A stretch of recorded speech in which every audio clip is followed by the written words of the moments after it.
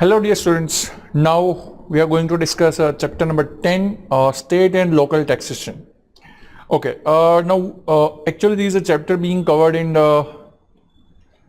entity taxation, as we have already seen the 9th chapter. There is a 10th one, state and local taxation. See, as we know, federal taxation is being levied by a central government, and there is a state and local taxes being levied by state government as well as local authorities. So these taxes will be in addition to the federal income tax what we have learnt.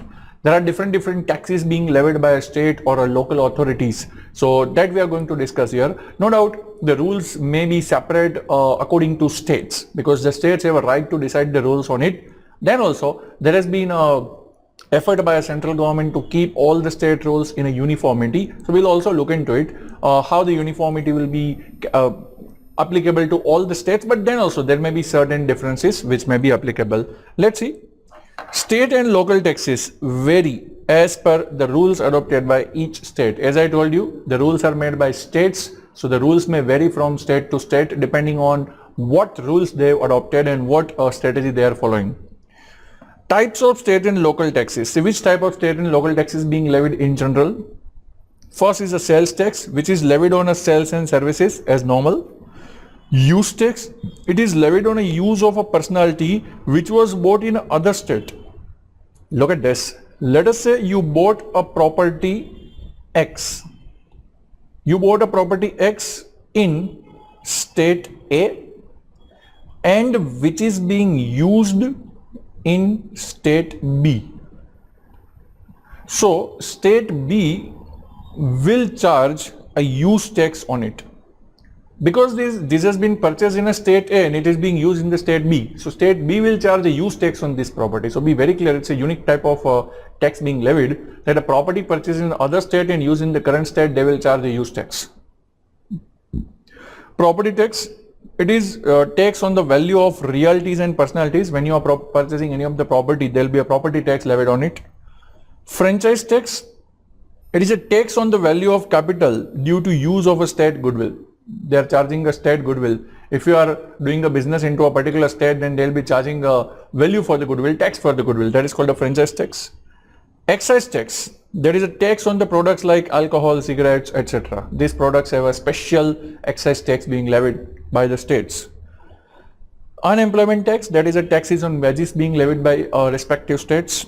Incorporation tax, that is a tax on registration of a business in a state. When a business is being registered in a state, there will be a incorporation tax or incorporation duty, whatever you say. So these being a different type of taxes being levied by different states. Jurisdiction to tax, which state is entitled to collect a tax, that is called a jurisdiction. First of all, domestic corporation means an entity incorporated in a state. Any of the entity incorporated in a particular state, it's called as a domestic corporation. And foreign corporation is an entity incorporated in other state. Now let's say I'm talking about state A. Then all the entities incorporated in state A will be considered as a domestic corporation, and all the entities incorporated in other states will be considered as a foreign corporation for state A. So here we are talking about state-wise, so it should be considered the rule like this. Jurisdiction to tax implied in 4 different tests. There are 4 different tests which is being applied for jurisdiction. First is a business nexus with the state. Nexus means a connection, business connection. The person's business connection with the state will decide whether it is eligible to charge a tax or not. Fair apportion of a tax. The tax should be fairly apportioned between the states. There may be sometime a situation that tax 2 or more states are being eligible to levy a tax. Then in that case, it should be apportioned at a fair ratio or a fair base, we can say. No discrimination. Obviously, there should be no discrimination in allocating the right to tax, because it should be as per the fairness, it should be as per the reasonableness where the tax should be charged by each respective state. There should be no discrimination on each state. Tax related to services provided by the state. See, which state has provided a services, that also will decide that who will levy a tax on the particular service or goods. So friends, what you need to consider is to charge a tax, a particular state should have this much of the test being fulfilled, and majority into it is a business nexus test, which is more important to charge a tax. Okay, so what is a business nexus and when it is assumed? See, business nexus is not assumed in the following cases. Look at the word not assumed. Means the following situation will indicate us there is no business nexus. Look at this. Sales approved outside state. Means sales is approved outside state is only in sales is made in the current state. Let's say there is a sales of 10 crores in the state A, but it is approved in state B. Then we can say state A has no connection in this sales. It will be a sale of state B. Only advertising in a state. Only advertising is made in a state. No other activity is being made. So no nexus. Only determining the reorder for a customer. That's like only I can say labor work being going on. Only reorder status being, only the stock inventory maintaining work is being there, so no nexus. Furnishing auto to a sales staff. Only in a state you have a place where, from where you are providing a auto, you are providing a vehicle to the sales staff for the purpose of moving around. That is not called as a business nexus. So these different examples are showing that state have no connection, no nexus with the business.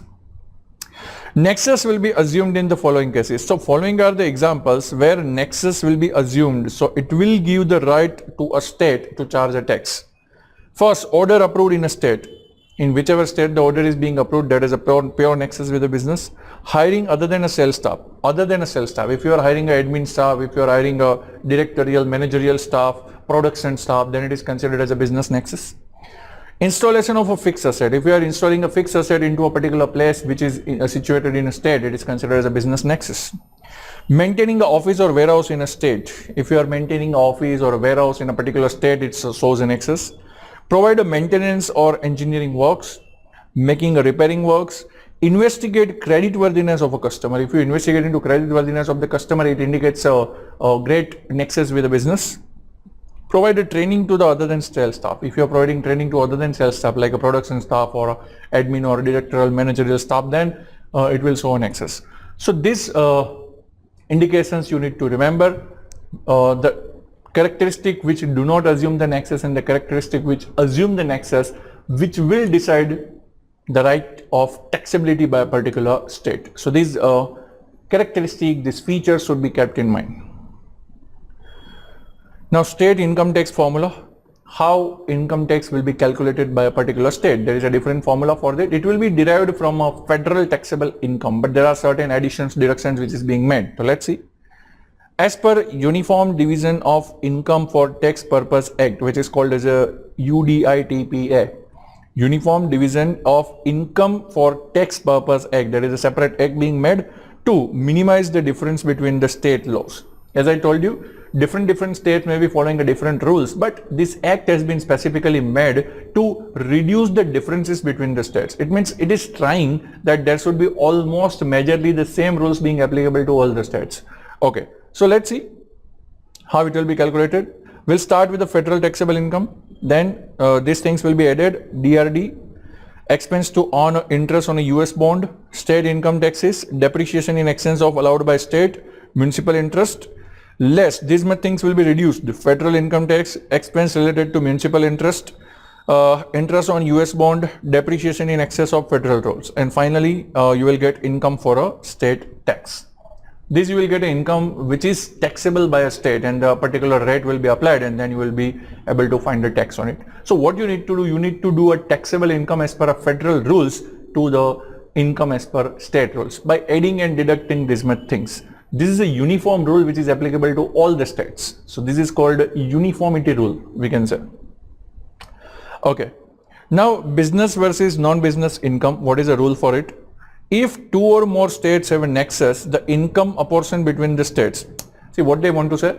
For a particular income, let us say two or more states have a nexus. So it means that both the states have a right to charge a tax on it. Now what will happen in this situation? If it is a business income, that is an income generated from a regular business operation for a sale of a business of a property. It is a regular business operation, it is a sale of a property relating to business, then it is called as a business income. Then what is the rule for business income?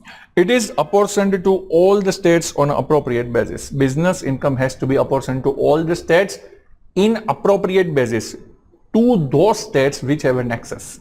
Let's say for a particular business income, Three states have an excess, state A, B, C. Then all the three states should be allocated this income for the taxability purpose, and it should be apportioned on the appropriate basis. Now, appropriate basis may be subject to fact of the case. So it depends. Non-business income, that is allocated to state of incorporation only. State of incorporation, look at this. Non-business income will be allocated to the state of incorporation only, where the business has been incorporated.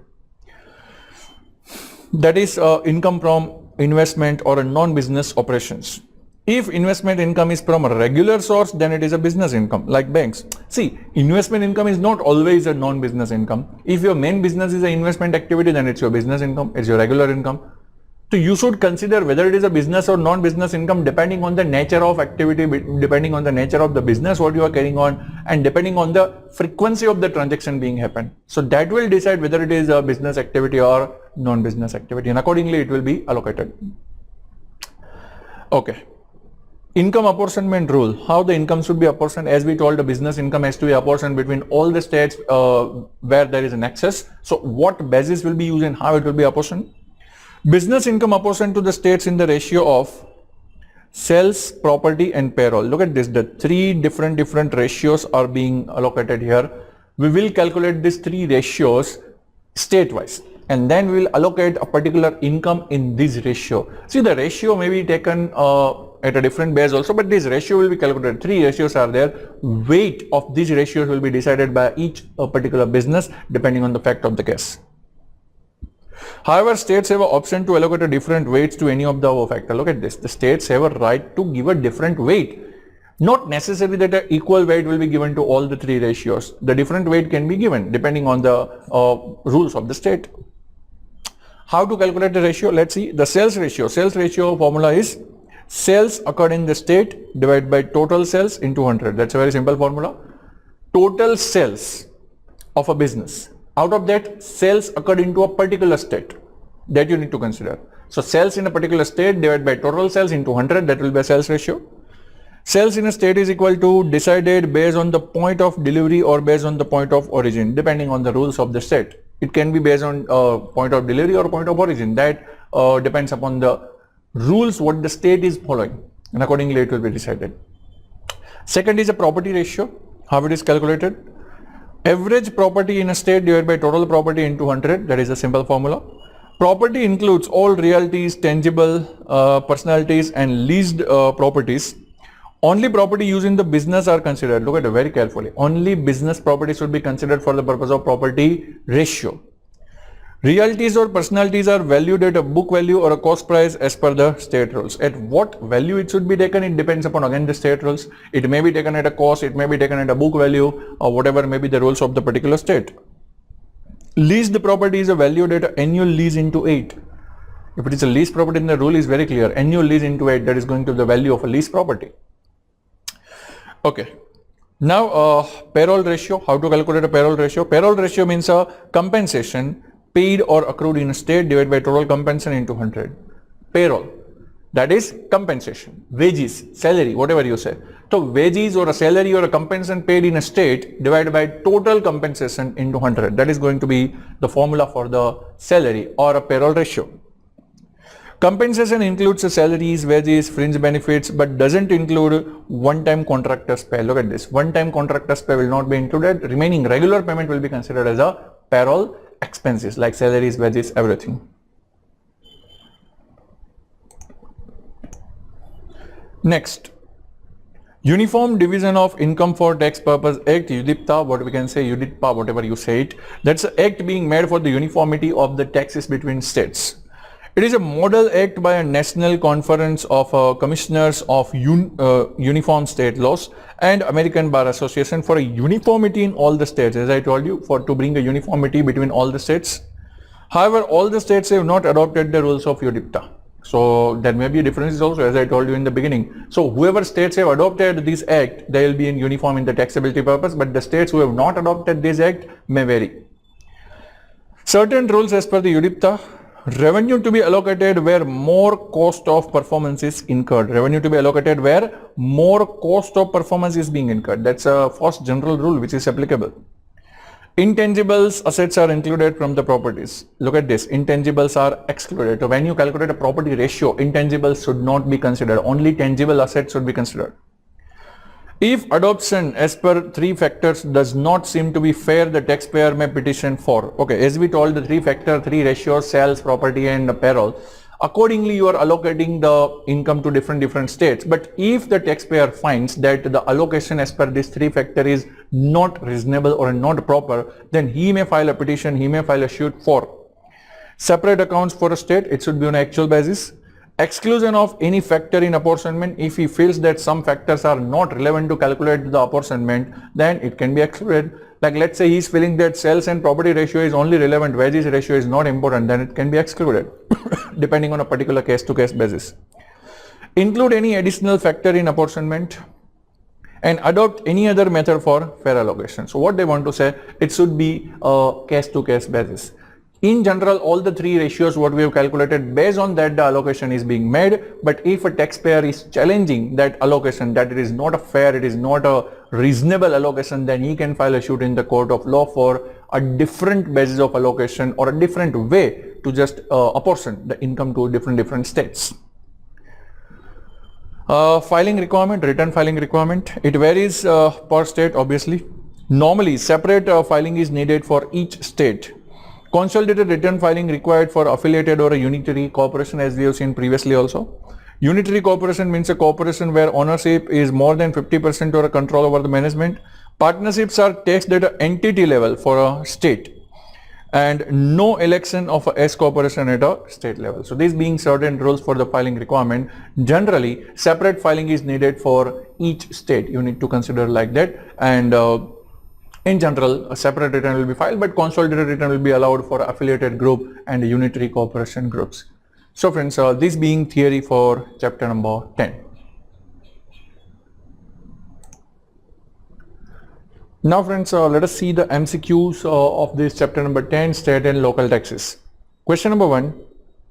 X bought a vehicle in a state A and using it in a state B. Which of the following state will be tax will be levied by state B? Look at this. Vehicle purchased in state A and used in the state B. Purchased in the other state and used in the current state. So state B is going to levy a use tax for this purpose. The use tax will be levied as it is purchased in the other state and used in the state B. That's why. Which of the following tax is levied on the products like alcohol, cigarettes, etc.? Okay. In these products there is an additional tax called excise tax. That's why C is a correct option. Excise tax will be levied. In which of the following cases business nexus is not assumed? Business nexus is not assumed. Okay. Sales approved outside states. Yes, it is not approved. Not nexus is assumed. Only advertising in a state, no nexus. And only determining reordering level for the customer, again nexus is not assumed. The answer is all of above. In which of the following cases business nexus is assumed? Order approved in a state. Yes, nexus is assumed. Hiring other than sales staff, nexus assumed. Installation of a fixed asset, nexus assumed. The answer is all of the above. You need to remember the situation where nexus is assumed and where it is not assumed. In which of the following cases nexus is not assumed? Again, not assumed. Hiring other than sales staff, nexus is assumed. Sales approved outside staff, sales. So it is a nexus not assumed. As we know, it is a situation where nexus is not assumed. So B is a correct option. Installation of fixed asset and maintaining office in a state is a nexus assumed. State income tax reported by A corporation was 3 lakhs. It reported DRD 10,000, state income tax 20,000, municipal interest 15,000, federal income tax 40,000, and depreciation in excess of allowed by state was 10,000. How much will be A corporation's state taxable income? Now we need to find out state taxable income, so we need to add and reduce the different things as we have seen in the formula. UDIPTA Act is giving a formula for that adding and deducting everything. So starting with the federal income, federal taxable income, that is 3 lakhs. Now DRD will be added back as per the formula, so plus 10,000. State income tax 20,000 will also be added back, 20,000 plus. Municipal interest will also be added. Federal income tax will be reduced, so minus 40,000. And depreciation in excess of allowed by state 10,000 will be added back. So finally it is coming to 3,15,000. Answer is A option, 3,15,000. How income from a non-business source is allocated to state. Look at the word is non-business income. How non-business income will be allocated? It will be apportioned to the state of incorporation only. It will be apportioned to the state of incorporation only. Business income is apportioned between the ratio in a ratio to all the state, but non-business income is allocated to the state of incorporation only. That's why answer is B option. Which of the following factors are not considered for income apportionment to the states? Not considered for income apportionment to the states. Sales ratio is considered, property ratio is considered, liability ratio is not considered, wages ratio is considered. So C is the correct option. Sales in a state A is a 20,000 and state B is a 1,80,000. What will be sales ratio factor for income apportionment to state A? They are asking for state A. Okay, if you just make a total, then it will be 20 plus 180, 2 lakh will be the total sales, and out of that 20,000 of sale is occurred in state A. So ratio is going to be 20,000 divided by 2 lakhs into 100 is equal to 10%. 10% is being the sales ratio. Answer is C option. You need to simply apply a formula, sales in a state divided by total sales into 100. So accordingly, answer is 10%. So friends, this being MCQs for chapter number 10. Now friends, let us discuss the next chapter, chapter number 11, taxation of foreign income. That is for entity taxation. Entity taxation, chapter number 11, taxation of foreign incomes. Now see, we are going to talk about the income which is earned outside US by a US taxpayer and the income earned in the US by a non-US citizen person. So you need to consider both the situation, income earned by a US citizen or US taxpayer in out of US and the outside US person earned the income in the US. So both were taxability we are going to check. General rule, tax treaties by US with the different countries do override the federal rules. So there is a certain exceptions being given to the federal rules by treaties made by US and outside countries. Foreign taxpayer tax in the US only on the US income. That's a general rule what they want to say. Okay, if outside taxpayer has earned income in the US only, then he is going to be taxed in the US. Otherwise, he is not going to be taxed in the US at all. Now, sourcing of income. US citizen will be taxed on all the income worldwide. US citizen is going to be taxed on all the income worldwide. Means he has income on the income in US or on the income in outside US is going to be taxed for all the incomes worldwide. US corporation also taxed on a worldwide income. They are talking about corporation, it will also be taxed for all the incomes. Income from a foreign subsidiary taxed only for a dividend portion. Okay, if we talk about a foreign subsidiary, then it is taxed only for the dividend portion up to 2017. Up to 2017 the rule was there, if you receive a dividend from the subsidiary, then only it will be taxed in US. And from 2018, foreign income to be reported immediately to the US corporation and taxed at a reduced rate of 13.125%. So if we talk about a situation after 2018, or we can say 2018 or later, then income from subsidiary will be taxed to the holding, that is a parent company, in total at a reduced rate of 13.125%. It means it is not going to be only dividend part, it is going to be total income. So you need to consider the year very importantly. Up to 2017 only dividend portion taxable. 2018 or later it is going to be taxed for all the incomes in total. Now sourcing of income and deductions. Income earned in a US is called as a US source income. Income earned in a foreign is called as a foreign source income. That's a very general rule. Income received from a non-resident or income from a property situated in foreign is considered as a non-foreign income. Sale of a personality, source is taken from the resident of the seller. Means if a resident is a US resident, then US source income. If resident is a foreign resident, then foreign source income. Sale of inventory, source is taken where title is transferred. Where title is transferred, so the place of title transfer is to be checked out. Sale of depreciable property. For a depreciation recapture, source where depreciation is claimed, and for remaining gain, source where title is transferred. There are bifurcation over there. Up to depreciation recapture, you need to check where the depreciation was claimed. It means where the asset was used. And for remaining gain, you need to consider the place of title transfer of title. Regular income from intangible assets, source where property is being used. Very simple. Sale of intangible assets, source where amortization is claimed. In other sense, we can say the property is used. That's the same place. Sale of real property, that is realties. source where property is located, location of the property. Interest income is a US source if received from a US government or a non-corporate US resident or a domestic corporation. If you are receiving the interest from these three sources, then it's considered a US source.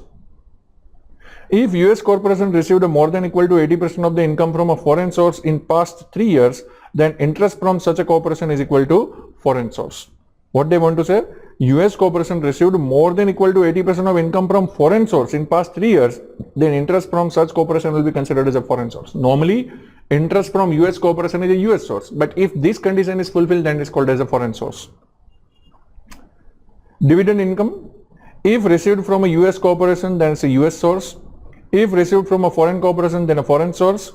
And if dividend is received from a foreign corporation whose more than equal to 25% of income is from a US business in past 3 years, then it is then dividend is considered as a US source. Deduction is to be apportioned between US and foreign source income. It will be apportioned as per the appropriate basis.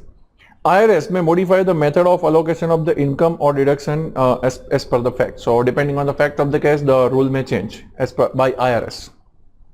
So these are the general rules which you need to remember for sourcing of income. Which source income it is, US source, foreign source, accordingly it will be.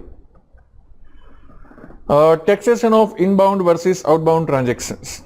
Outbound transaction means the foreign source income earned by a US taxpayer. Inbound transaction means US source income earned by a non-US taxpayer. So outbound means US person earning a foreign income, and inbound means foreign person earning a US income. So that is called inbound and outbound. US source income always taxable to a taxpayer which is US taxpayer, and potentially taxed to the non-US taxpayer. How it will be, we'll discuss later on how it will be taxable to non-US person. Taxability of outbound transaction. As we know, outbound transaction means foreign income earned by a US taxpayer. Generally taxed only in the foreign jurisdiction. However, if it is taxed in the US as well as foreign jurisdiction, foreign tax credit is allowed for the tax paid in foreign. Okay. So if the US taxpayer is paying a tax in both the countries, US as well as foreign countries, as there may not be a treaty between them two of the countries, then the tax will be payable in both the countries. And what will happen in that situation? The US taxpayer will get a tax credit of whatever tax he has paid in foreign for the set off against the US tax liability. Transfer of property from a US to a foreign is taxable. If property used for a trade or business, then gain is to be deferred except for the inventory. Okay, deferment of gain is allowed for a transfer of property to a foreign if it is used in the trade or business. However, for inventory it is not allowed. For the inventory, the gain is to be recognized immediately. Okay, now territorial tax system, what they want to say?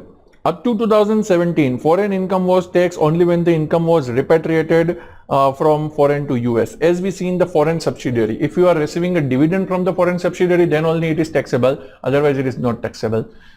That was the situation up to 2017. From 2018, total income from the foreign source is taxable to US corporation whether repatriated to US or not. So from 2018, the rule has been changed. Whatever income in the foreign subsidiary, you need to tax it to the US taxpayer, irrespective of whether it is repatriated or not.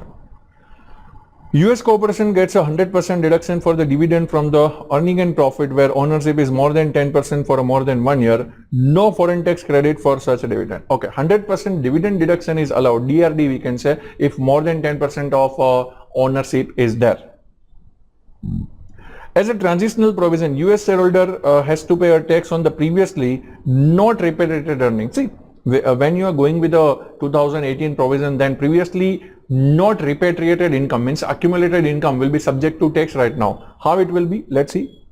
Shareholder to include his share of earning and profit of a foreign corporation. Such earning and profit is taxed at 8%. The rate is given 8%, 8% tax will be levied. The tax may be paid immediately or in 8 installment. The option is given. The tax on such earning and profit can be paid immediately or it will be paid in 8 installments. Installment will be 8% per annum for the first 5 years, 15% for the 6th year, 20% for the 7th year and 25% for the 8th year. So accordingly, 8 installments are being there, different percentage. So whatever tax amount is there, it will be divided in these 8 parts for the purpose of tax payment. Next is a controlled foreign corporation, which we call as a CFC, controlled foreign corporation. CFC is a foreign corporation where more than 50% of the voting stock owned by a US shareholder. Consider only those shareholders who own more than 10% of the stock for the full year. Again, CFC means a foreign corporation where more than 50% voting stock is owned by US shareholders. That is called as a CFC, controlled foreign corporation. Certain income of the CFC is taxable to US shareholder as a constructive dividend, that is hypothetical dividend, which is called subpart F income. Okay. Income of this CFC will be taxable to the US person as a hypothetical dividend or a constructive dividend, which is called as a subpart F income. The name is given subpart F income. It includes non-economic income and income from ensuring risk of loss. Shareholder is taxed on the income of CFC up to his percentage holding. Whatever your percentage holding is there, on that you will be taxed. Qualifying individual. The individual who satisfies the following two conditions is called a qualifying individual. He is a resident in at least one of the country and he must stay for more than equal to 330 days in a year in a country. Okay. For any particular year, the taxpayer must be a resident in a particular country and his stay must be more than equal to 330 days in a year. Then he is considered as a qualifying individual. Now what?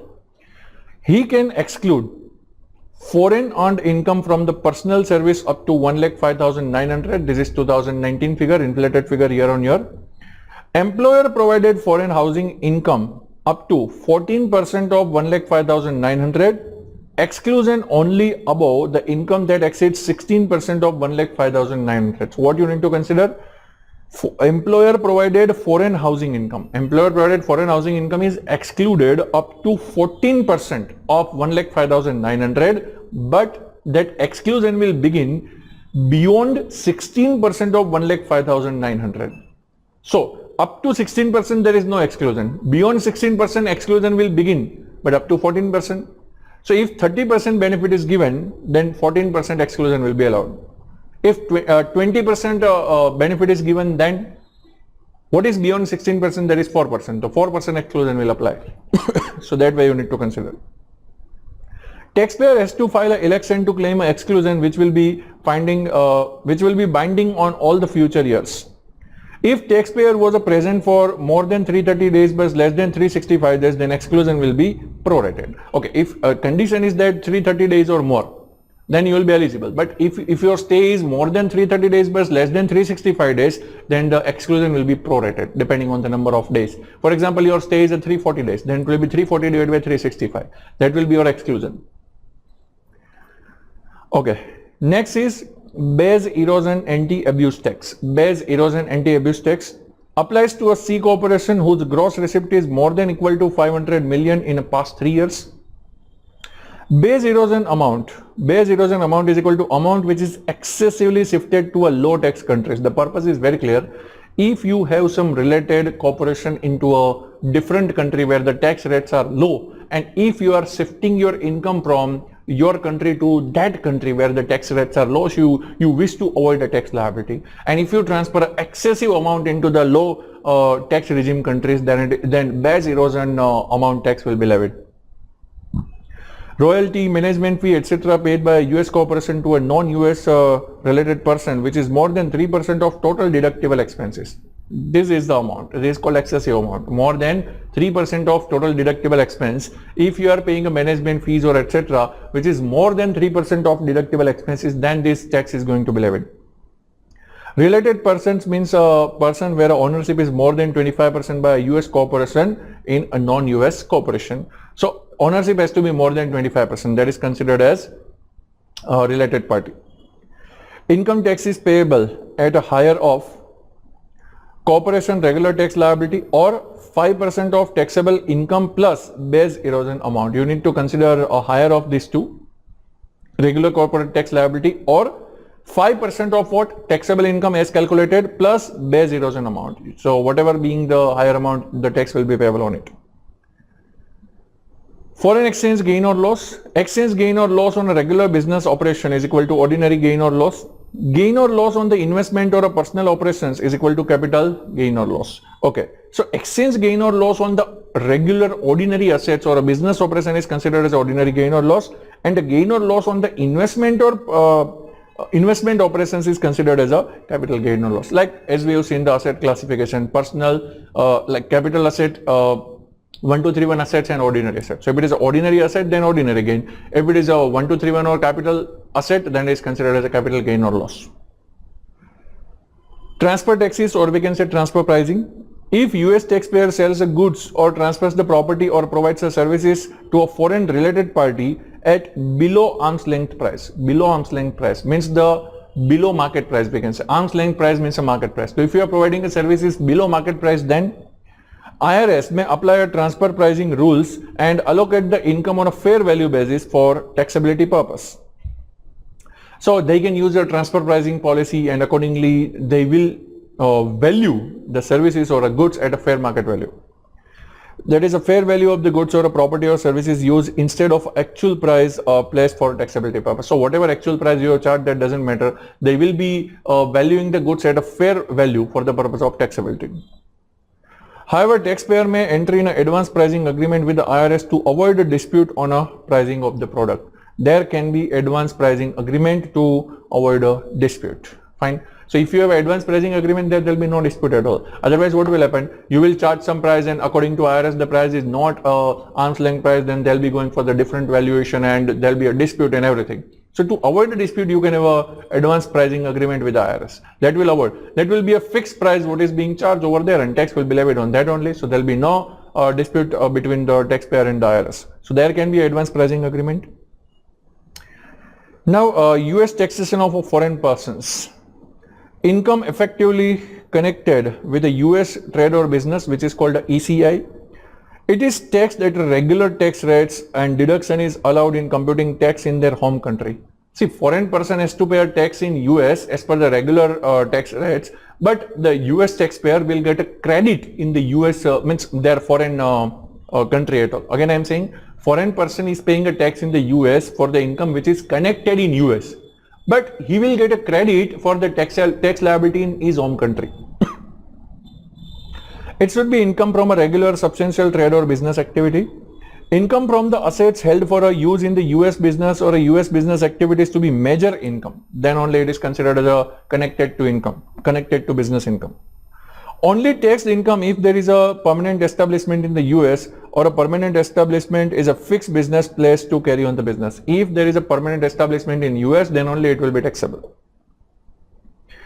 Personal service provided in the US is taxable as a ECI, except taxpayer's stay in the US is less than 90 days in a year, compensation is less than 3,000, and works for a corporation which is not engaged in the US trade or business. Then it will be exempted. Otherwise, personal service will also be taxed in the US as an ECI.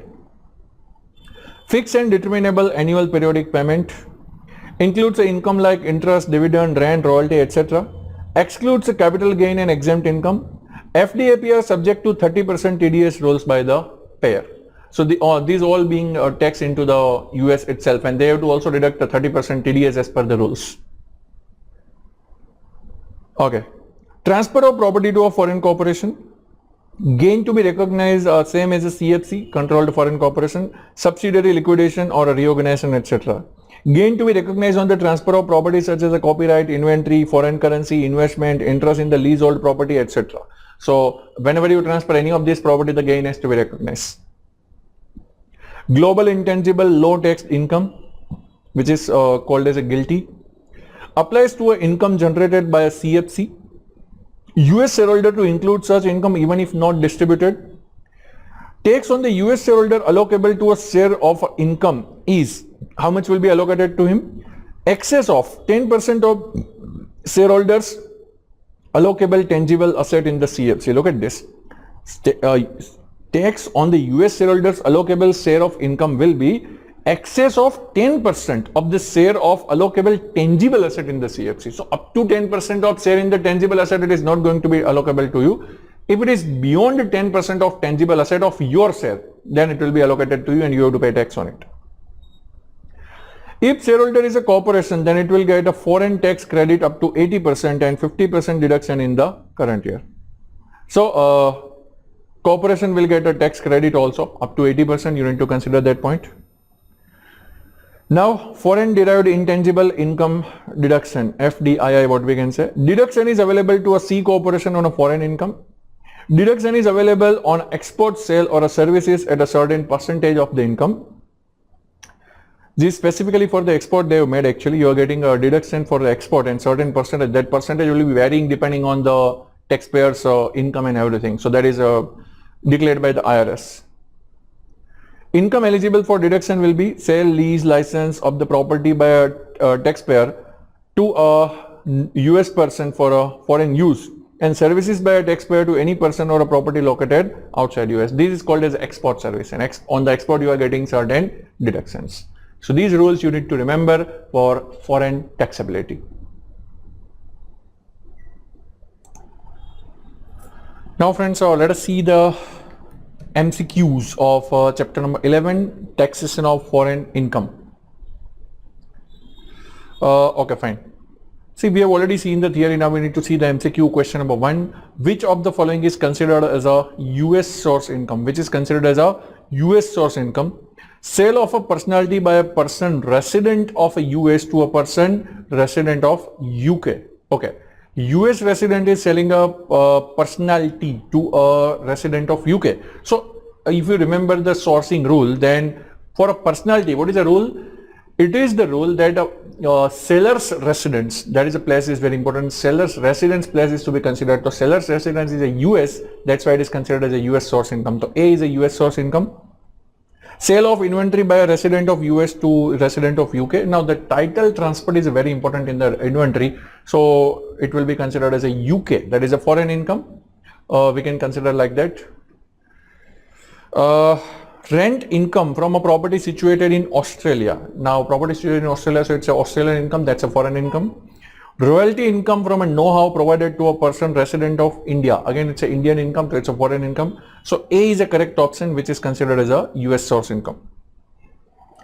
Outbound transaction refers to, what is the meaning of outbound transaction? Remember the situation, that is the income earned in a foreign by a US person. US person earning an income in the US foreign, that is considered as a outbound transaction. So if you see the option, option number C is a correct option.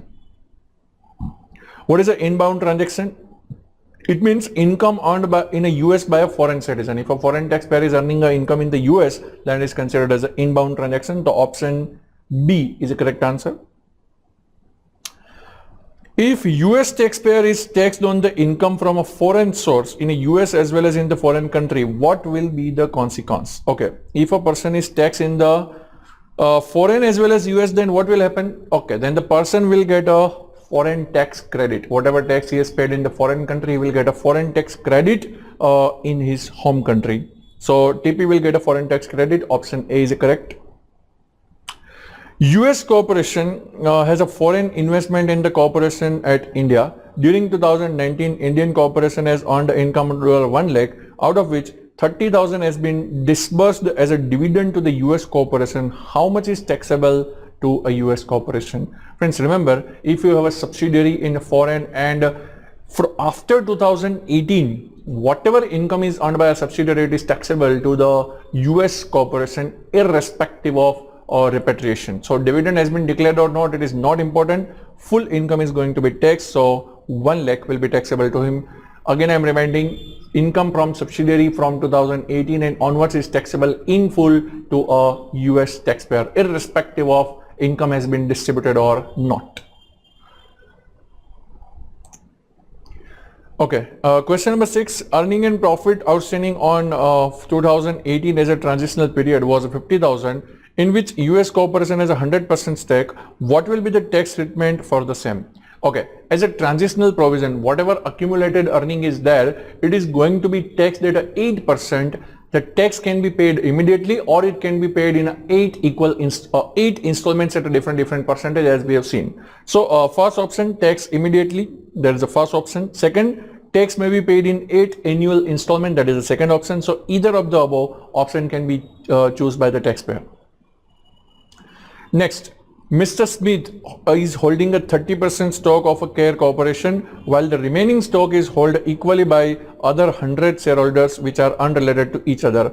The status of a CARE corporation is, okay, Now they are saying that 30% is held by a single person and the remaining is held by 100 different shareholders who are unrelated person. So can it be considered as a CFC? No, it cannot be considered as a CFC, but because for a CFC, more than 50% stock should be owned by 5 or less individual, which is not a situation here. So it's why we can say it is not a controlled foreign corporation. Option B is a correct answer.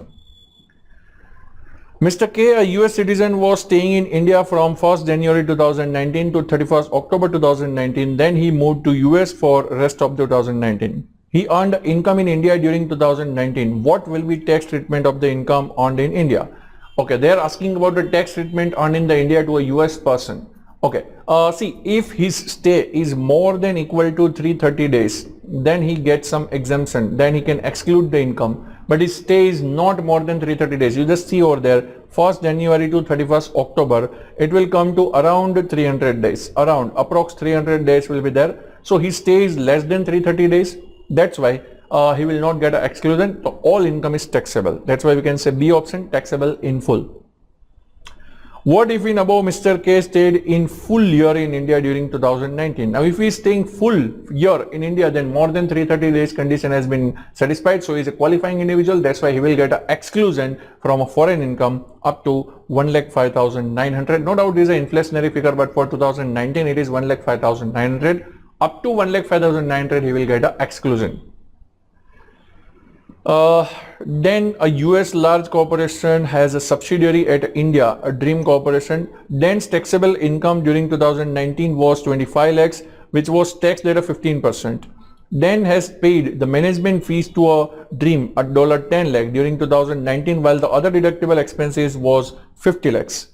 How much will be tax payable by Den? Now see, they are giving a management fees which is to a related corporation and which is a far more than what is allowed. Okay, now let's see the taxability. For the taxability purpose, first we need to consider a regular taxable income.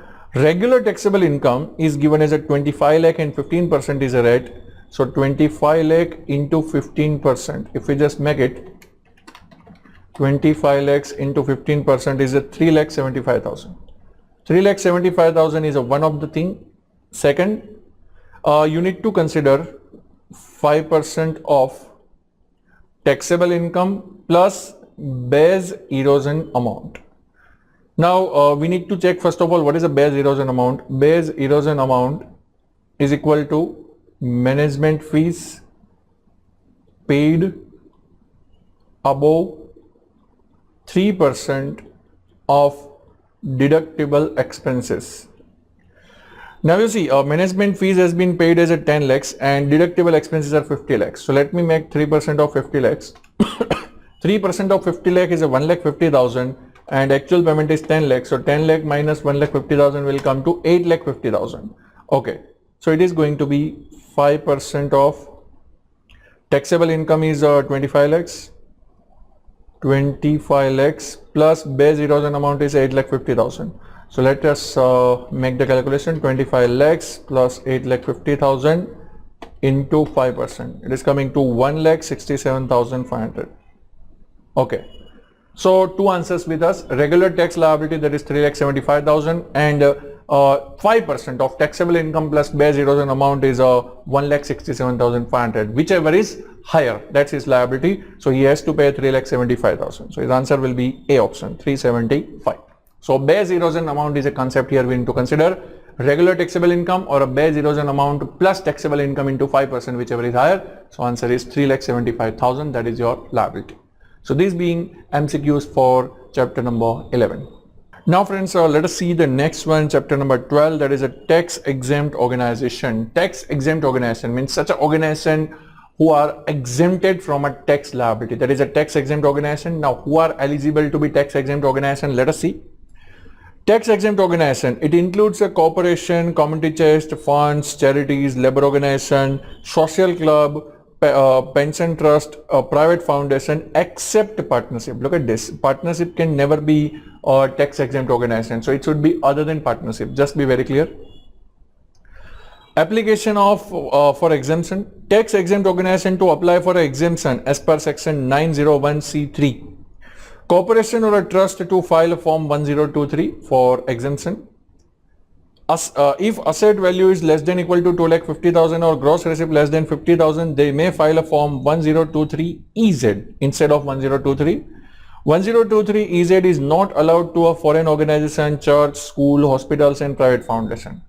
So these organizations have to file compulsorily 1023 and other organizations can file 1023 EZ if their asset or gross receipt criteria has been fulfilled. Filing requirement. Information written to be filed in a form 990 if the gross receipt is more than 50,000. Except churches. Church is an exception for it. Information written to include the details on income, expenses, contribution, lobbying expense, etc. Form 990 to be filed up to 15th May. So when your year ends within 4.5 months, you have to file this return. That is 15th May. Automatic extension of 6 months is being allowed. So if you could not file a return within 15 May, then the 6-month extension will be allowed to you. Form 990 EZ is allowed instead of Form 990 if gross receipt is less than 2 lakh or assets are less than 5 lakhs. That is option given. If gross receipt is less than 50,000, no information written is needed. Instead, they have to file annual electronic return in the form 990N. See, if their receipt is less than 50,000, they are not supposed to file an annual return, but they have to file a simply information return in form 990N. 990N includes a demographic information and justification for the receipt less than 50,000. You have to just provide a justification of receipt less than 50,000. That's it. However, 990N is not allowed to a churches, state institution and government units. These organizations are not allowed 990N. They have to compulsorily go with a 990 or 990EZ. If filing requirement failed for 3 years, then tax exempt organization status will be lost. Look at this. You have to file annual return as per the need for all the years. If filing requirement has been failed for a consecutive 3 years, then your exemption status will be lost. Private foundations. What is considered as a private foundation? Means an organization that receive less than 1/3 of the annual support from the members and general public. Look at this. Less than 1/3 of the support is received from members and general public. It means 2/3 or more support has been from the own sources. That is called as a private foundation. Fine. They are required to file information written 990 PF. Private foundations are subject to tax on the investment income, failure to distribute the income, excess business holding, investment excessive, eliminating charitable purpose, etc. So all these things will be subject to tax for a private foundation. So they have to consider these things. However, if 1/3 or more support is received from members and a general public, then it is classified as a public organization. So you need to consider a support test. Less than 1/3 support from a general public, then it is considered as a private foundation. 1/3 or more support received from a general public or a members, then it is considered as a public foundation or a public organization. Qualification to be tax exempt organization. Organization to operate exclusively for a tax exempt purpose. Look at this, exclusively for a tax exempt purpose. It should not be a mixed objective. Purpose is to be like a religious, scientific, education, charitable, etc. Any of the purpose can be. However, legislation or a political purpose is not allowed. Means tax exempt organization cannot be formed for the purpose of legislation or a political purpose. Now lobbying expense. It means the expense incurred in relation to political parties or to promote a political purpose. That is called the lobbying expenses. Charitable organizations except church and private foundations may incur only few of the lobbying expenses. Excess expenses are subject to tax. See, charitable organizations are allowed lobbying expenses, but up to certain limit. If they incur a lobbying expense beyond the limit, then it will be subject to tax.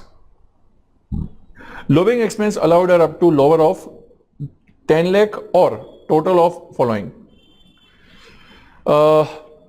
20% of first $5 lakh of the expense incurred in a tax exempt activity, 15% of the next 5 lakh of the expense incurred on tax exempt activity, 10% of the next 5 lakh of the expense incurred on tax exempt activity, and 5% of the balance expense incurred on tax exempt activity. So friends, it depends upon the how much expense you incurred on the tax exempt activity, and accordingly the amount will be allowed for lobbying expenses. This percentage being applicable. Now let us say expense incurred on tax exempt activity is 22 lakhs. 22 lakhs. Then how you will calculate? See, 20% of first 5 lakhs. So I can make a 5 lakhs into 20%, that is 1 lakh. Okay. Then for actually it is total 22 lakhs. So next 5 lakh 15%, 5 lakhs into 15%. Then another 5 lakh 10%. Okay. And then remaining 5%. So now you see 3 times 5 has been removed, so 15 lakh will be removed. So 7 lakh. 7 lakhs into 5%. Okay. And if you make a total, it is 2,60,000. So 2,60,000 or 10 lakh, whichever is lower, then 2,60,000 of expense will be allowed. Fine. So you need to calculate like this. Whatever expense you incur for a tax exempt activity, on that basis the lobbying expense limit will be decided. This slab is to be remembered.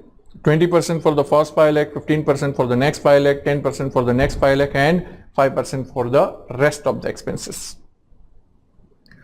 Even the similar limit apply on the gross road lobbying expenses, that is an expense incurred to influence legislation. Gross road lobbying expense, that is to influence the legislation. These activities are considered as a gross road lobbying expenses. The limit on the gross road lobbying expense is at 25% of the above formula. So you need to calculate in the similar way what you have seen above, but whatever amount you calculate, you need to make a 25% of it. The gross road lobbying expenses are allowed up to 25% of the above limit. Expense incurred beyond the above limit by a charitable organization is subject to 25% excise tax. If expenses are too extensive, the organization may lose its exemption status. Means if you are incurring a lobbying expense beyond the level, then it will be subject to 25% excise tax. And if you incur too much of the expenses, which is very much excessive, then your exemption status may be lost. A tax is imposed on the non-permitted political expenses. 10% of the expense incurred to the organization and 2.5% of the expense incurred to the managers who approved the expenditure, maximum 5,000 per expenditure. So if the expense incurred which is not permitted, see, permitted political expense it's okay, but if it is non-permittable expenses, then for that expenditure 10% tax will be levied to organization and 2.5% will be levied to the person who has approved it. Tax exempt organization can have a joint venture with a non-profit organization for a tax exempt activity. It is only for a tax exempt activity it is allowed, not for other purpose. Now, unrelated business income, which we call as a UBI, unrelated business income. Unrelated business income is taxable to tax exempt organization. Look at this. Normally the income is exempt, but UBI is taxable to tax exempt organization. UBI, what is included in UBI? It includes regular business income not related to tax exempt activity. Regular business income which is not related to tax exempt activity, it is called as a UBI. Following incomes are not included in the UBI. Working for a no compensation, that is not a UBI. Sale of stock received by a tax exempt organization in a contribution. If someone has contributed you certain stock and you are selling the stock, then it is not considered as a UBI. Investment income is not considered as a UBI. Rent from a real property, it is not considered as UBI. So these being examples which are not considered as a UBI, and UBI is taxable, but these are not taxable because this is not a UBI. Income from a debt finance property is considered as a UBI. Income from advertisement in a journal is considered as a UBI. UBI is taxable to a corporation or a trust at their respective tax rates if UBI is more than 1,000. Up to 1,000 it is exempt. More than 1,000 then it is taxable. Tax exempt organization has to file a form 990T in addition to 990 if UBI is more than 1,000. You need to also file a separate form which is called 990T. Advance tax is also to be paid if the tax payable is more than 500. So if tax payable becomes more than 500, advance tax rule will also be applicable, so you have to pay accordingly. Next, disclosure requirements. If tax exempt organization is not eligible for contribution deduction, such disclosure to be made in each fundraising solicitation that contribution made to a tax exempt organization will not be deductible to the donor. Means certain organizations are there where if you contribute amount then you get a deductions for the income, but certain organizations are there where even if you contribute you do not get a deduction. So if it is a non-deductible contribution made by the donor, then whenever an organization issues a solicitation, they have to mention specifically that a contribution will not be deductible for tax purpose. If tax exempt organization is eligible for a contribution deduction, tax exempt organization must inform to the donor about a deduction availability only in excess of a value of goods or services received by the donor in exchange of contribution if donation is more than 75. Now what they want to say, let us say Mr. X donated to a charitable organization $10,000, against which he received a goods from charitable organization worth $4,000. Then how much deduction he will get? He will get a deduction of 6,000 only, because out of 10,000 contribution, 4,000 worth of goods has been received. So net amount will be considered as a contribution and he will get a deduction only for the net amount of 6,000. Next, investment income excise tax. Investment income excise tax.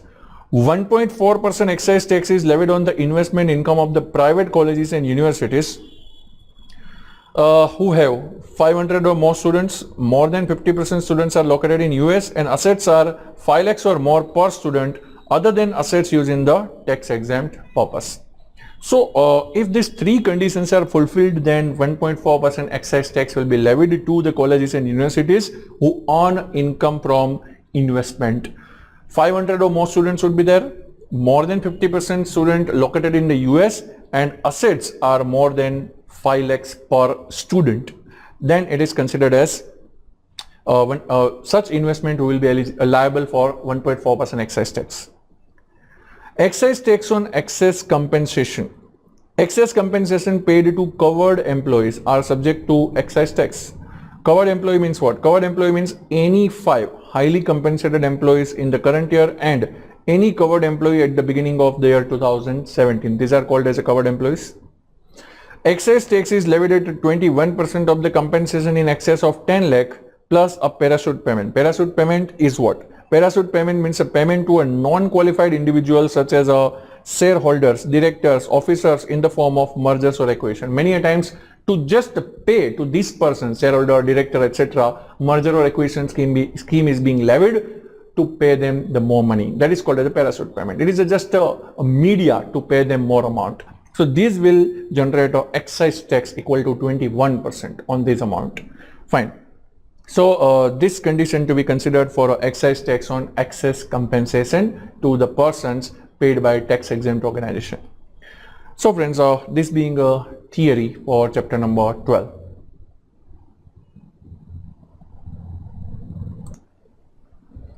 Okay, now let us see the MCQs for this chapter, tax exempt organization. Question number 1.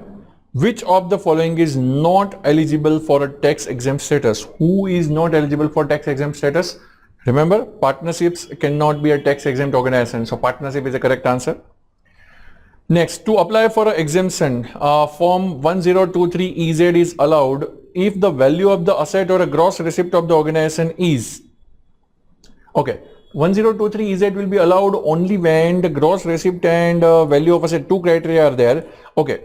If your value of asset is less than 2,50,000 and gross receipt is less than 50,000, then only 1023EZ is allowed. So answer is A. It's a correct option. Who is required to compulsorily file an annual information return? Okay, annual information return is compulsory for private foundations. Which of the following cases tax exempt status is lost? When your tax exempt status will be lost? If you fail to file your annual return for consecutive 3 years. So C is the correct option.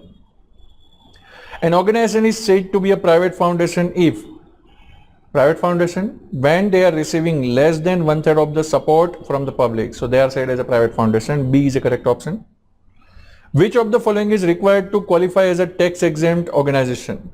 To operate exclusively for a tax exempt purpose, to engage into political purpose, C, only A above, only A, that is the correct option. C, B is not allowed, only A is allowed. Tax exempt organization incurred an expense on a tax exempt activities of 50 lakhs and expense of 12 lakhs on the lobbying expense. How much of the lobbying expense will be allowed for a tax purpose? Okay. Now for that what you need to do, 50 lakhs will be divided like this.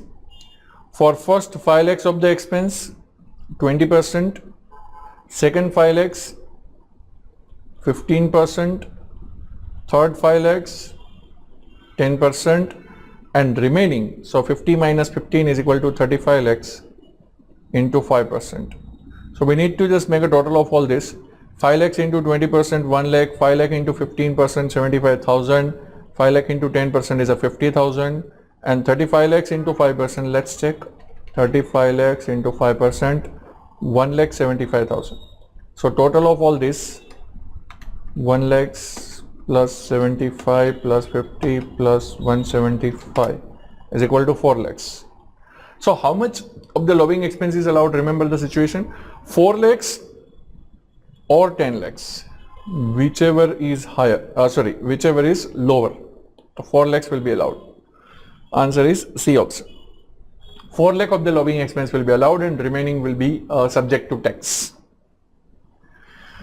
Which of the following is unrelated business income, UBI, for a tax exempt organization? Which is a UBI? Sale of a inventory received as a donation? No, it is not a UBI. Income from investment on a fixed deposit in a bank? No, it is not a UBI. Rent income from a property? It is not a UBI.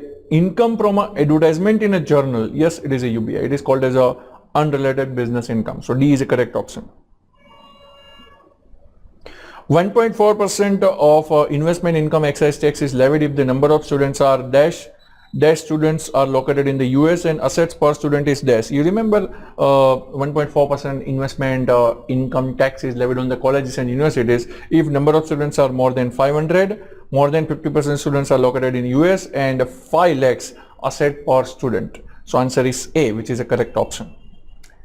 Okay, so these being MCQs for chapter number 12. Hello friends, now let us see chapter number 13, partnership, formation and basis. Okay, now here we will see some of the chapters relating to partnership. Till now whatever we have seen that was regarding corporations.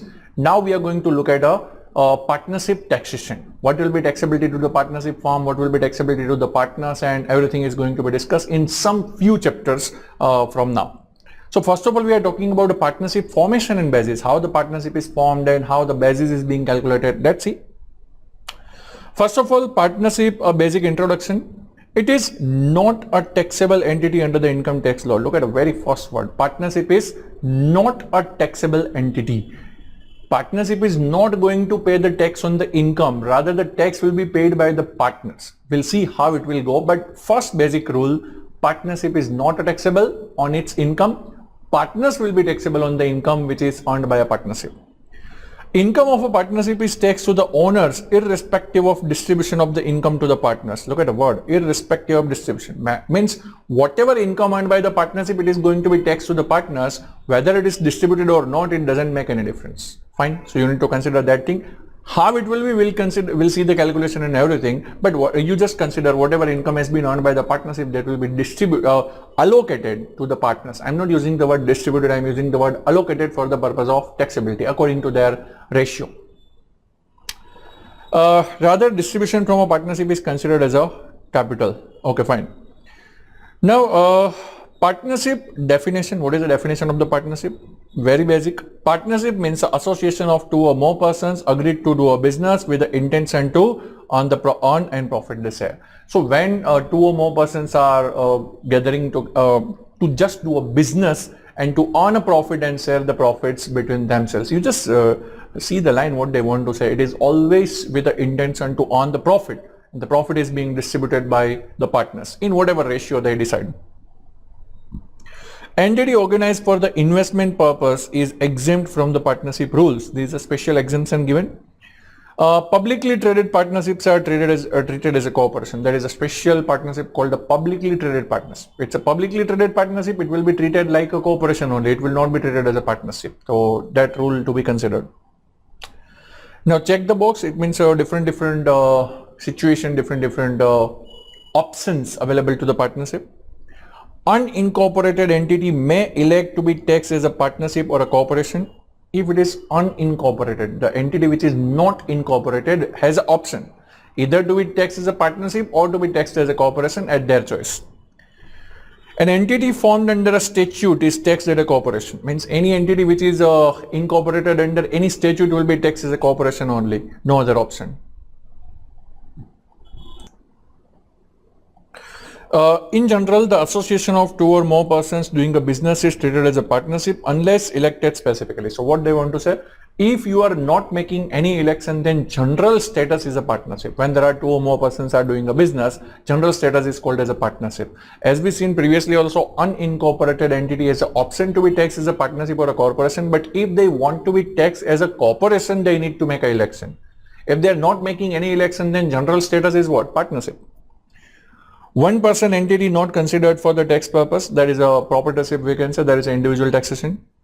Election to be taxed is a partnership or a corporation to be filed by a taxpayer within the first 75 days of the year.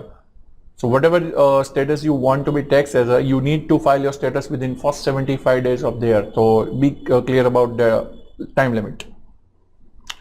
Okay, now types of partner. So we can say general partner. General partner means a partner in the management of the firm, jointly or severally liable for the firm's debt. That is called a general partner, unlimited liability. Any partnership must have at least one general partner. That is a basic requirement. In any partnership, at least one general partner is required who is unlimited liable for the act of the firm and is actively involved into management of the firm. Limited partner, it means a partner who is not taking part in the management. In a simple sense, we can say a sleeping partner, dormant partner who is not taking part in the management and is liable only up to his share in the partnership. So we can say limited liability. Limited liability. So general partner is a unlimited liable and limited partner is a limited liable for the debts of the firm. His liability is only up to his share in the partnership, not more than that. Gain or loss from the partnership is treated as a passive income or a loss, passive income or loss to the limited partner. Look at this. Whatever distribution from the partnership is being received, for a limited partner, it will be considered as a passive income or passive loss. And for a general partner, it is going to be active income or active loss. So it is a difference between that. Previously, we have seen the rules about passive income and passive losses. So that you need to consider here. Partnership is partnership in a rental activity is considered as a passive in general. As we have seen previously also, rental activity is normally considered as a passive activity. Limited liability partnership is not considered as a partnership for a tax purpose. It is considered like a corporation only.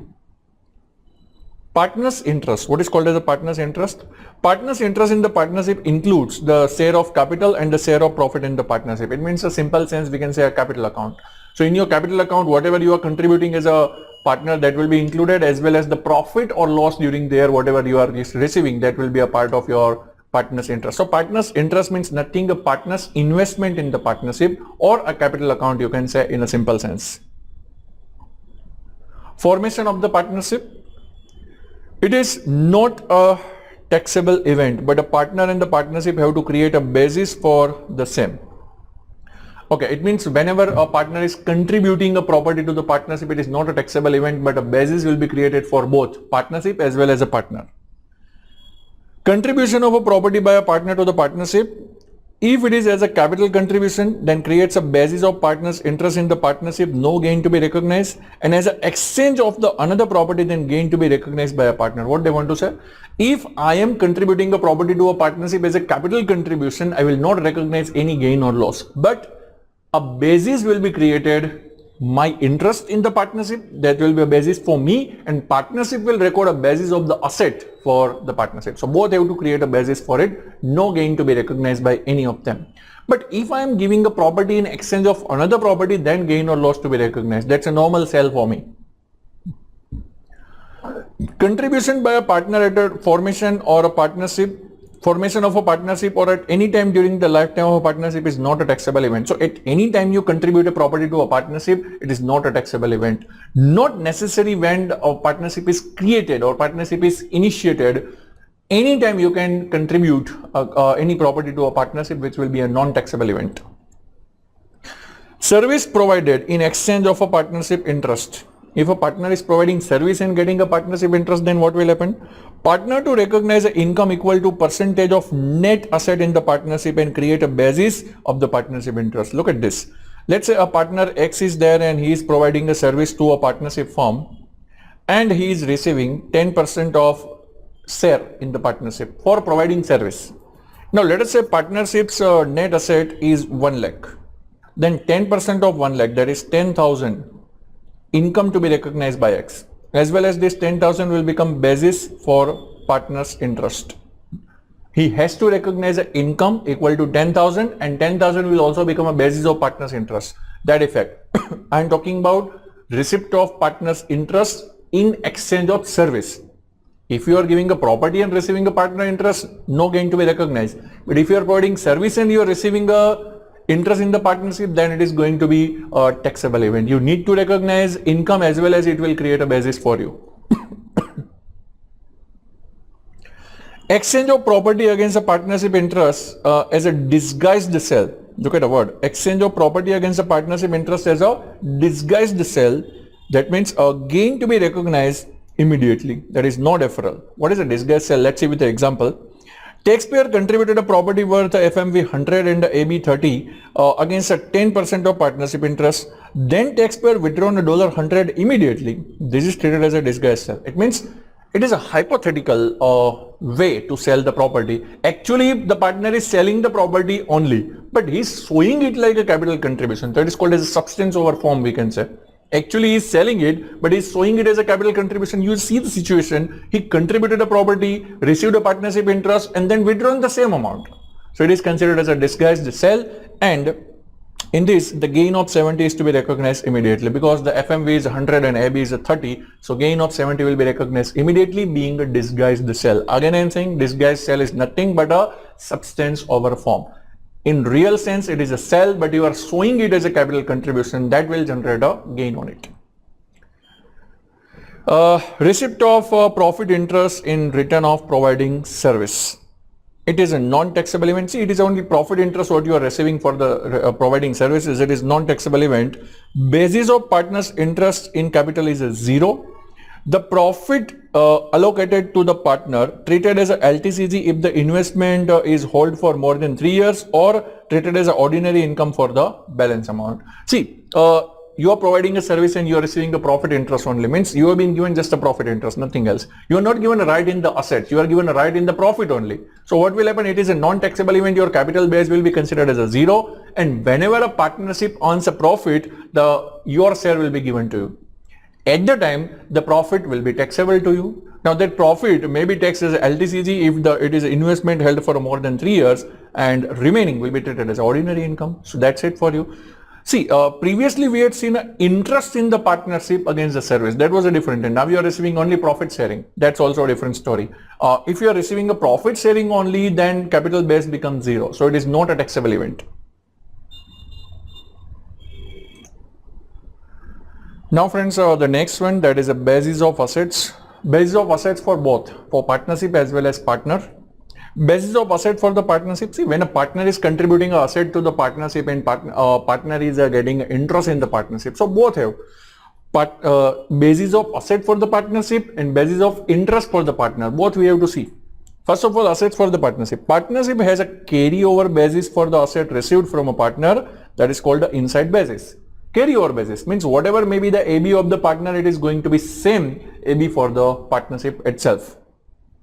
Basis of partnership interest for the partner. Each partner has to take a substituted basis of partnership interest for each contribution of property, which is called as a outside basis. So partnership's basis in the asset is equal to called inside basis, and partner's basis in the interest is called outside basis. And it is a carryover basis. Carryover basis means partnership will record the asset at the same value which was shown for the partners. That is a AB itself. Okay, we'll see how it is calculated, how to calculate the adjusted basis of partner's interest. That is going to be a formula for it. So we'll see for it. Holding period of assets. Holding period of asset for a partnership. Holding period of asset in the hands of a partner always transfers to the partnership. Means let us say partner hold the asset for 2 years and then he contributed to the partnership. So partnership will include these 2 years in the holding period. Let's say partnership sold the asset after 6 months. Then total holding period will be 2 years and 6 months for the partnership. Holding period of partnership interest for the partner. Holding period of asset contributor is added to the partnership interest if contributed is a capital asset and 1231 asset, and holding period begins from the date of contribution if it is ordinary asset. Fine. 1231 asset or capital asset. If a partner is giving to the partnership 1231 asset or a capital asset and receiving a partnership interest, then the holding period of that asset will be included in the partnership interest. Like partnership interest is nothing but a partner's investment into the partnership. So that will include the whole old holding period. But if a partner has contributed an ordinary asset and received an interest in the partnership, then that holding period will not be included. So you need to consider for the holding period test. For a partnership, if they are receiving the asset, always the holding period will be included. So that you need to consider. Okay, now basis calculation. Calculation of basis of partnership interest. Partner's interest in the partnership. How to calculate a basis? See, that's a interesting formula. Initial basis, starting with the initial basis, plus case or property contributed by a partner to the partnership, plus partner's share of profit flow through from the partnership, means whatever partnership profit is there, partner's share of profit will be added, plus partner's share of increase in the firm's debt. Partner's share of increase in the firm's debt. Look at this. When a partnership's debt has been increased, partner's share will be added to the interest. Partner's share of a partnership income excluding exempt income, we can say, less case or property received by a partner from a partnership, which is a distribution from the partnership, that will be reduced, less partner's share of a losses flow through from the partnership, less partner's share of a decrease in the firm's debt, and less partner's share of a partnership expenses including non-deductible expenses. Okay, and that is a closing basis. So what you need to do, initial basis plus contribution of the asset or a case or property plus profit sharing plus increase in the debt, minus what? Losses, minus distribution from the partnership, and minus loss, share in the loss, and you will get a closing basis. Okay, now if I just give you an example to understand, let's see with the example, then you will be getting it more comfortably. Okay. There is a partnership of 3 partners, A, B and C. Mr. A's initial basis was, let us say, 50,000 into a partnership as on 1/1/2019. During 2019, Mr. A contributed cash $30,000 and a property worth 20,000 to the firm. Firm distributed cash $15,000 to A. Profit of the firm during the year was let us say 90,000, and the ratio is 1:1:1 for all of 3, just for an example. Profit of the firm is 90,000 and debt of the firm on 1/1/2019 was 1 lakh, and 31st December 19 it was 1,30,000. Okay, now let us say this is a situation. Now we need to calculate a basis for the partner. Okay, let's start the calculation. Starting with the initial base. Initial basis. Initial basis of the partner is 50,000. Okay. Other details. Contributed. He has contributed. The contribution by a partner to the partnership will be added. So case 30 and property 20. So total 50,000 of the contribution is there. It will be added. Contribution by a partner. Contribution by a partner. Total 50,000 of contribution is there. It will be added. Okay, fine. Then distribution from the firm. Firm has distributed to you how much? 15,000 of the case. That will be reduced. distribution by partnership to partner 15,000, that will be reduced, that will reduce his basis.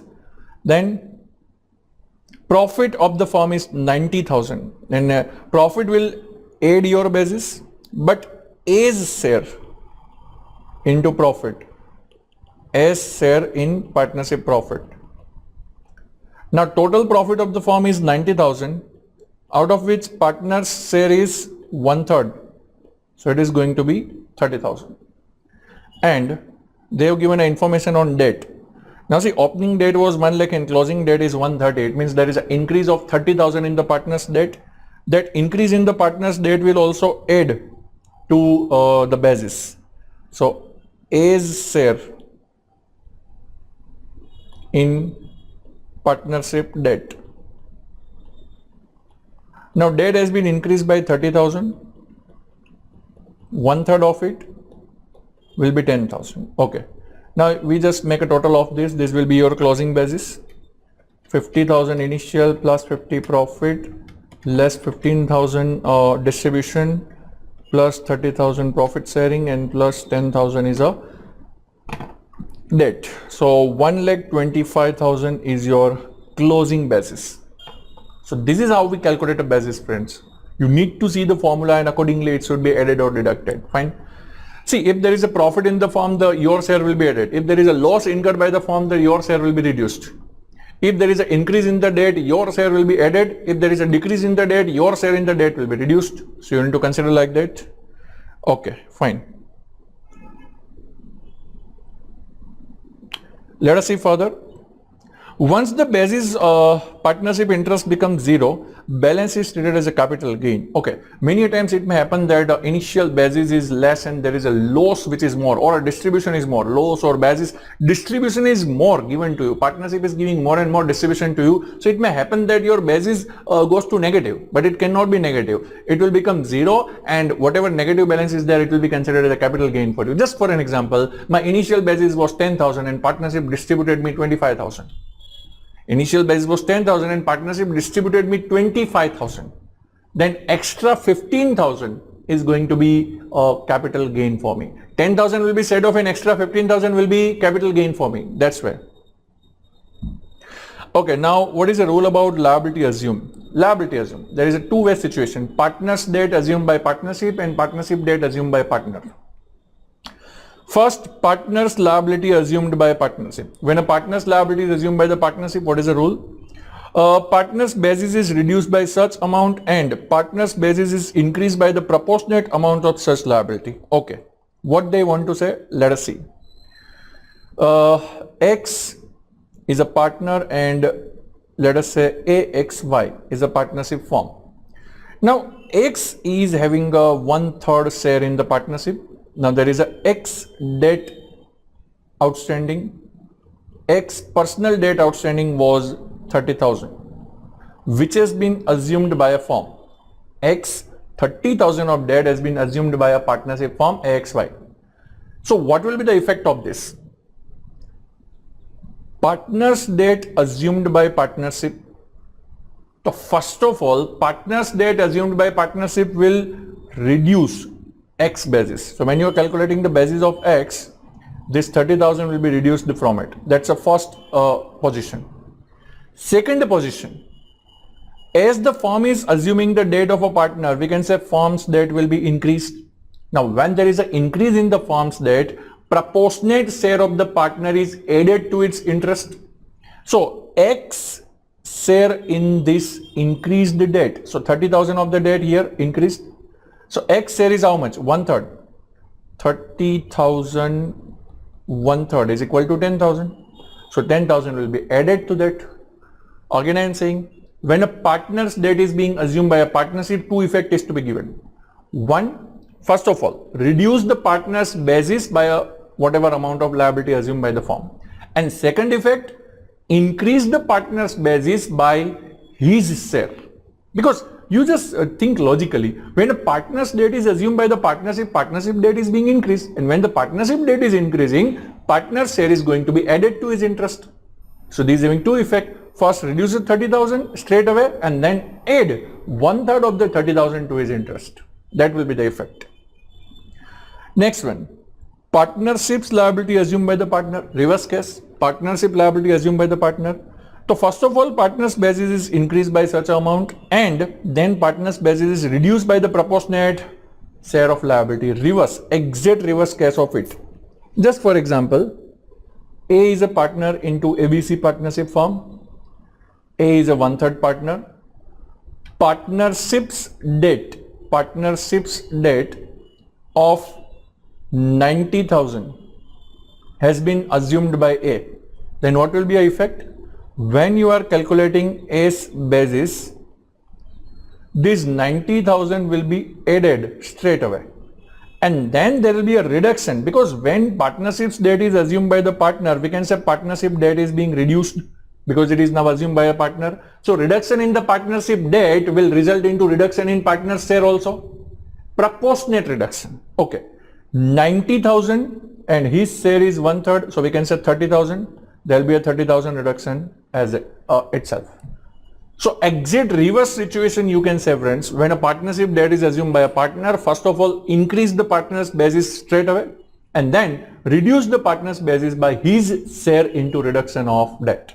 So these two effects you need to remember for debt assumed. See, you need to consider both situations, partner's debt assumed by partnership and partnership debt assumed by partner. Think logically, you will get answer. Okay. Now what is called a recourse debt and what is called a non-recourse debt? Recourse and non-recourse. Recourse debt means such a debt for which a partner is personally liable in the case of default in the repayment of debt. Personal liability. If a partner is taking a personal liability of any of the debt, it is called as a recourse debt.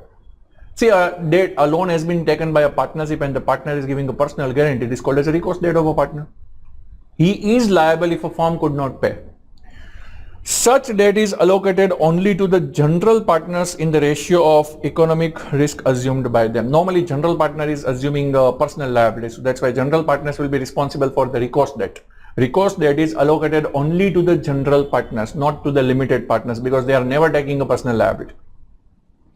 Non-recourse debt, it means such a debt for which a partner is not personally liable in the case of default. Lender can recover only from the property of the partnership, nothing else. Such debt is allocated to general as well as limited partners in the profit sharing ratio. Look at this. Again, if it is a recourse debt, it is allocated to general partners only. And if it is a non-recourse debt, it is allocated to all the partners, general as well as limited partner in their profit sharing ratio. So that you need to consider. Now, partners basis versus capital account. What is the difference between basis and capital account? Here we are using the word again and again, the partner's basis in the interest, partner's basis in the interest. Is it same as a capital account or there is any difference? If you just see the entries, it is almost like a capital account. One big difference is there. In partner's interest calculation, we are considering increase in the firm's debt. Increase in the firm's debt as a part of partner's interest, but it is not so in the capital account. When we are calculating partner's interest, we are adding or reducing partner's share in the increase or decrease debt of the partnership. But it is not the case in a capital account. Capital account will not include this increase or decrease in the debt of the partnership. That's only the difference. Partner's basis represents the basis for a tax calculation, while capital account represents the amount to be recovered by a partner at a time of liquidation. Partner's capital account is a partner's receivable part from accounting viewpoint, and partner's basis in the interest is for the tax calculation purpose. So both purposes are different. Calculation of capital and partner's basis is similar, except capital account is not increased or decreased for the increase or decrease in the debt of partnership. As I told you, only one difference is there.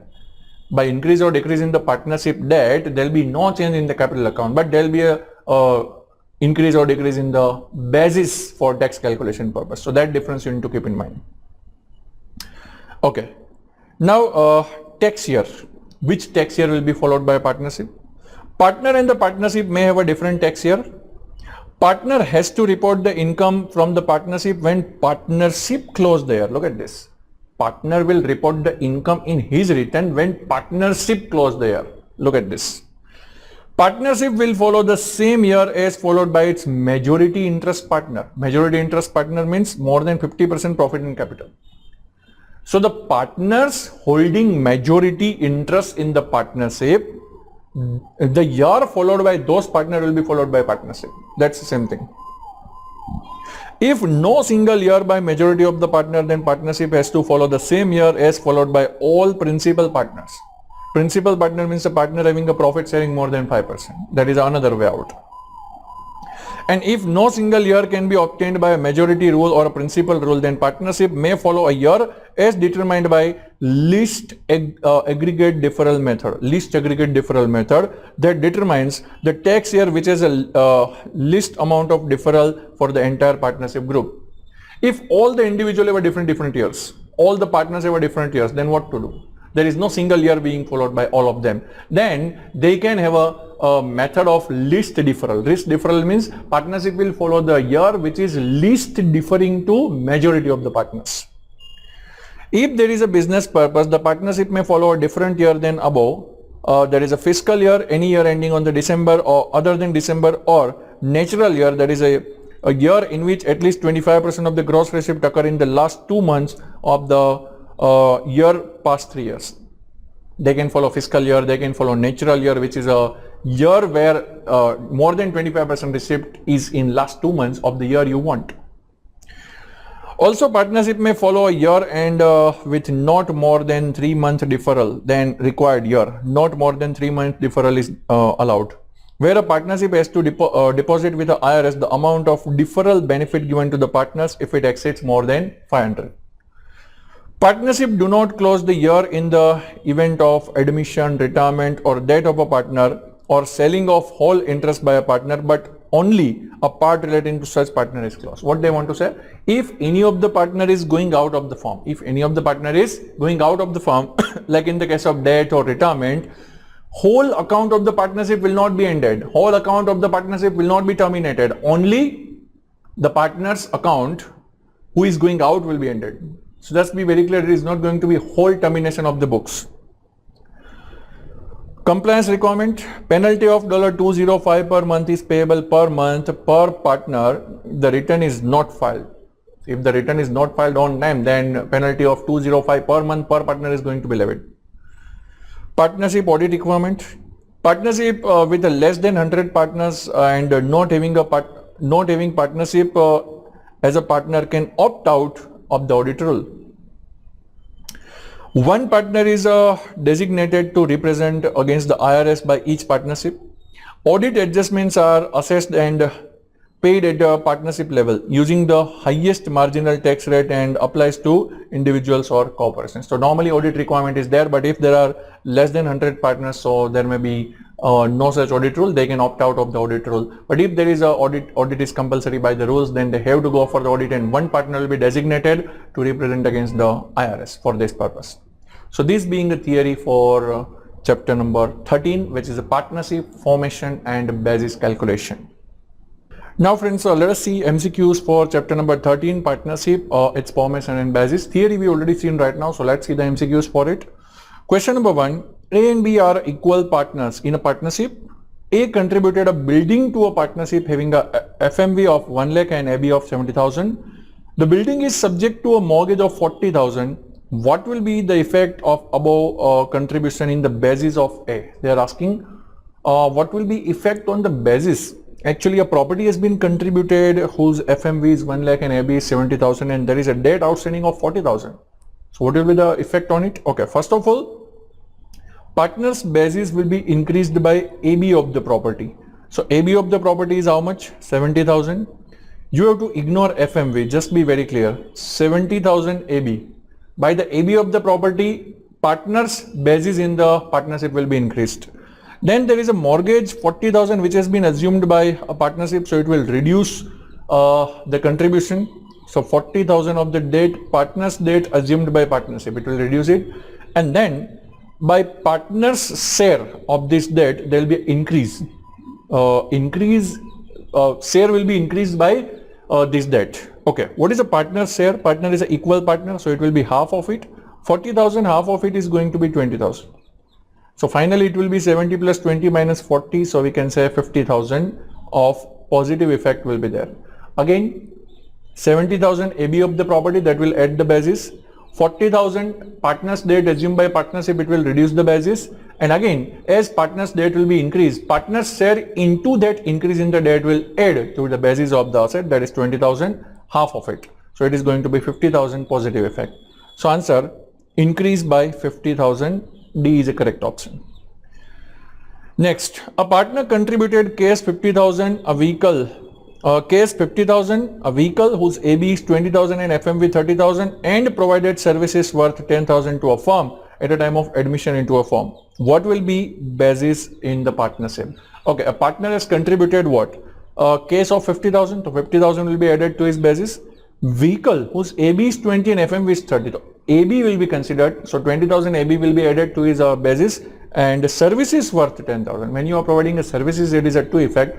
Service, it will be recognized as an income as well as it will increase the basis of the partner's interest. So 50,000 plus 20,000 plus 10,000, it will come to 80,000. 80,000 will be partner's basis in the partnership. James, a partner in the partnership, received partnership interest worth 90,000 in the partnership by contributing a property whose AB is 40,000, FMV 60,000 and providing the services worth 20,000. What will be basis of James in the partnership? They are asking the basis again. So what you have contributed? You have contributed a property worth AB 40, so that will increase the basis, and you have provided services worth 20,000, so it will also be added. So 40 plus 20, total 60,000 of the value will be added to the partner's basis. So C is a correct option. Next, question number 4. Dom was a one-third partner in a partnership. Partnership reported an increase in the debt of 30,000. What will be effect of this in the basis of Dom? Okay, increase in the debt is 30,000. So increase in the debt, partners share in the increase is to be added to the basis. So 30,000 and one-third is a partner of one-third. So 30,000 into one-third is a 10,000. So his basis will be increased by 10,000. So there will be an increase of 10,000. Option B is a correct option. Next, question 5. Nick provided a services worth 30,000 to a partnership in exchange of a one-third of the share in the partnership. What will be tax effect to Nick? Okay, he has provided a services worth 30,000 and received a one-third share in the partnership. So there will be a two effect of it. 30,000 will be recorded as an income as well as it will be recorded as a basis in the partnership. So recognize income as well as basis of partnership 30,000. Both effect will be given for the Nick. Next, initial basis of the partner was a 50,000, one-third partner. He contributed a property to a partnership whose AB is 20,000, FMV 30,000, debt outstanding 6,000. Partnership reported operating income of 27,000. Other increase in the debt of the partnership was a 12,000. What will be basis of the partner at the end of the year? Okay, fine. Let's calculate. Initial basis 50,000. Initial basis 50,000. Then property contributed whose AB is 20,000. So plus property contributed worth AB 20,000. Then debt outstanding was 6,000. So debt outstanding 6,000, it will be reduced. Debt assumed 6,000. It will be reduced. And plus partners share in the debt. Partners share in the debt. Now partner's share is a one-third. So one-third, 6,000 into one-third is equal to 2,000. 2,000 will be added. Then operating income 27,000 by a firm. So share in the profit. Partners share in the profit. 27,000 into one-third will be 9,000. That will be added. And other increase in the partnership debt. So other increase in the partnership debt, share of a partner in partnership debt. 12,000, one-third is equal to 4,000. Okay, fine. So let's check now. 50,000 plus 20,000 less 6,000 plus 2,000 plus 9,000 plus 4,000. It is 79,000. 79,000 is answer. So option A is a correct option. That is closing basis. Fine. Next, George acquired a 10% share in the partnership by contributing a property worth AB 50,000 and FMV 70,000 and the debt outstanding was 80,000. What will be the basis of George in the partnership? Okay, fine.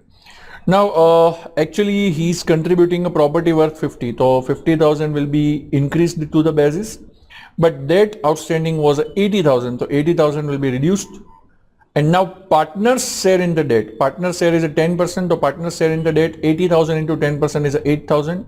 It will be increased. So if you just make it up, 50,000 minus 80,000 plus 8,000, it will be negative 22,000.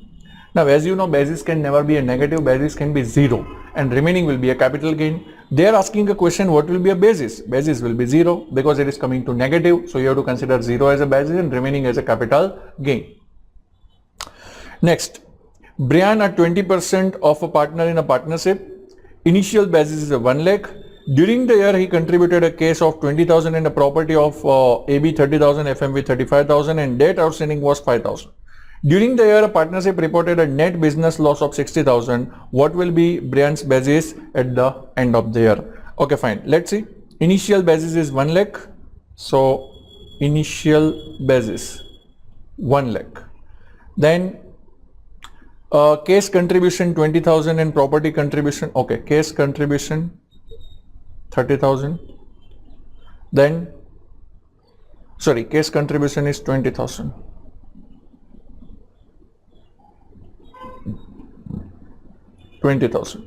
Property contribution whose AB is 30,000. So it will be 30. And there was a debt outstanding 5,000 which will be reducing here. Debt. Okay, in that partner's share will be added. Partner's share in the debt 5,000 and his share is 20%. So 20% of 5,000 will be 1,000. It will be added. Then business loss of the firm 60,000. So it will be reduced. Partners share in the loss 60,000, 20% is equal to 12,000. Okay, fine. Now everything is over. Let's calculate. 1 lakh plus 20,000 plus 30,000 less 5,000 plus 1,000 less 12,000. It is coming to 1,34,000. So closing basis has to be 1,34,000. Answer B is the correct option. Next, what is true regarding the tax year to be followed by a partnership? Which tax year can be followed by a partnership? You remember the rule. The tax year which is followed by majority of the partner will be followed, or the principal partners, or if no single year to be applicable to the partnership by this rule, then they can follow the least deferral rule, and least deferral rule means not more than 3 months. So option A, partnership may follow a different year than followed by its partner if a deferral period is less than 3 months. Option A is the correct option. A is the answer. Obviously B, C and D will be wrong, as a partnership has to follow calendar year only. Not true. Partnership may follow any year. Again not true. Partnership has to follow year ending on 30 June only. That is also not true. Next, which of the following will reduce the partner's basis in the interest? Which of the following will reduce partner's basis? Contribution of a property? No, it will increase. Increase in the partnership liability? No, it will also increase. Partner's debt assumed by partnership? Yes, it will decrease his basis. Partner's debt assumed by partnership, it will decrease the basis. So C is the correct option. 11. Decrease in the partnership's debt and partner's debt assumed by the partnership. Which of the above two will reduce the partner's basis? Increase in the partnership's debt, decrease in the partnership's debt. When partnership debt is decreased, the partner's basis is also decreased. That's one. Partner's debt assumed by partnership, that will also decrease the partner's basis. So both will decrease. The answer is C, both of the above. Next, Kiara provided services to the firm in exchange of a 20% interest. Firm's net asset had a basis of 1 lakh and FMV of 150. What income Kiara should report in her return? Okay, fine. So when you are providing services and you are receiving a partnership's interest, you have to record an income equal to net asset into your share. FMV of the net asset into your share. FMV is a 1,50,000 and your share is a 20%, so it will be 30,000. 30,000 will be recorded as a ordinary income. The option D is the correct option. Next, a partner had a 20% interest in the partnership at the beginning of the year, which was reduced to 15% than for the year. At the beginning of the year, the partnership's debt was a 1 lakh, and at the end of the year, it was reduced to 60,000. What will be effect on the partners basis? Okay, fine. Initially, debt was 1 lakh and percentage was at 20%. So it will be 20,000 increase in the debt, and at the end, it was 60,000 debt and the percentage share is a 15%. So 60,000, 15% is a 9,000. Difference 11,000. It will reduce the basis because the debt has been decreased, percentage has been decreased, so it will decrease the partner's basis by 11,000. 11,000 decrease. A is a correct option. Next, partner contributed a vehicle having an adjusted basis of 10,000 and FMV of 12,000. There was a mortgage outstanding 5,000. What will be basis of vehicle for the partnership? Friends, basis of vehicle for the partnership, it is simply carryover basis. Carryover basis, it means AB only. So AB is a 10,000 only. So it will be 10,000 for the partnership. Answer is C option. Irrespective of anything, you need to see only that AB of the partner will be considered as a AB of partnership. So these being MCQs for chapter number 13, that is partnership. If you like this video, share it with your friends. Subscribe to our YouTube channel to watch more such videos and learn from our expert faculty members. Press the bell icon to get regular notifications whenever we upload a new video. Download NDI mobile app to get complete CA course online. We value your support. Thank you for watching.